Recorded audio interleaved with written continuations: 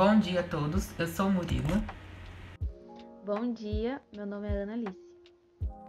Bom dia, meu nome é Laura. Bom dia, meu nome é Ciang e o meu grupo vai falar sobre a importância dos moluscos.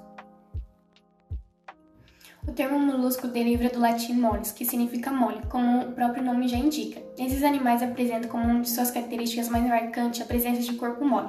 Entretanto, na maioria das espécies, o corpo está protegido por uma concha de composição calcária, que apresenta como principal função a defesa contra predadores.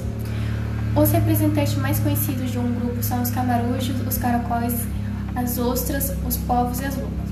Podem ser encontrados no ambiente marinhos, de água doce e em ambiente terrestre. Muitos molúsculos são utilizados na alimentação humana de proteína. Animais como lula, o polvo, a ostra e o mexilhão são comuns em muitos pratos da culinária de diversos países. No Brasil, principalmente em cidade litorânea, é possível consumir caldeiradas de frutos do mar, composta por lula e mexilhão. Além deles, o escargot, prato comum na culinária francesa, é feito por um tipo de caracol. Há também moluscos bivalves, como as ostras, que são responsáveis pelas pérolas, de elevado valor comercial para o homem.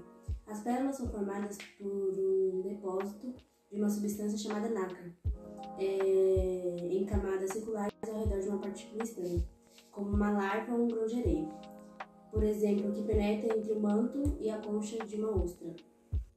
Portanto, as pérolas são feitas com uma forma da ostra isolar e se defender de um corpo estranho que invadiu o seu organismo. Os moluscos são de grande importância ecológica. As ostras e os mexilhões, ao fritarem a água do mar para fazer a captura de partículas alimentares, elas acabam acumulando substâncias poluidoras, como metais pesados. Dessa forma, elas são bons indicadores de poluidores ambientais.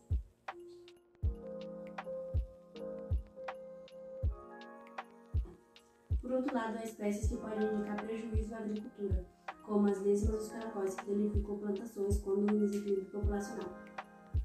Há também aqueles que indicam perigo à saúde humana ou estão relacionados com algumas doenças. É o caso também do caramujo hospedeiro intermediário do Mansoni, latrumento causador da esquistossomose, uma importante doença parasitária. A contaminação pelo Angiostrongylos cantonensis ocorre por meio de larvas obtidas no muco produzido pelo caramujo durante a locomoção. A transmissão também pode ocorrer por meio de hortaliças e frutas que estejam contaminadas com a larva do bicho. É uma doença que provoca a inflamação das meninges, que são membranas que recobrem o cérebro, e ela também pode ser confundida com a meningite, por conta de ter sintomas bastante parecidos. Bem, algumas curiosidades. Há indícios de que o caramujo africano tenha chegado ao Brasil durante a década de 80.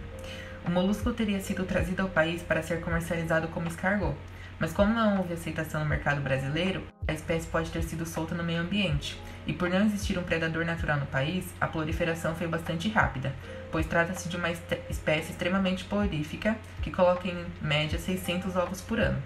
Sobe tudo que é lugar. E por isso se espalha com muita rapidez, estando presente em quase todos os estados brasileiros. Em 2008, descobriram que o caramujo africano não é o único hospedeiro. Realizaram um estudo que identificou a presença do verme em 4 espécies de moluscos, entre elas o caramujo de jardim e a lesma. Na época, suspeitou-se que o parasita havia sido introduzido no país por meio de roedores infectados, vindo em grandes embarcações provenientes da Ásia e África. Diante dessa hipótese, o Ministério da Saúde financiou um projeto para pesquisar moluscos contaminados com que o verme no entorno dos portos brasileiros. A pesquisa foi realizada em 30 portos, abrangendo 16 estados. Os resultados demonstraram que o verme estava presente em 11 dos 30 portos investigados, ou seja, 36,6% deles. Tanto o caramujo africano como os demais molúsculos que atuam como hospedeiro do A. cantonensis vivem em ambientes sujos e úmidos, especialmente em terrenos com entulhos e fundos de quintal. Assim, a melhor forma de combater esses moluscos é cuidar da limpeza de tais espaços, e ao constatar a presença de grande quantidade deles, o melhor é entrar em contato com o setor de zoonoses do município.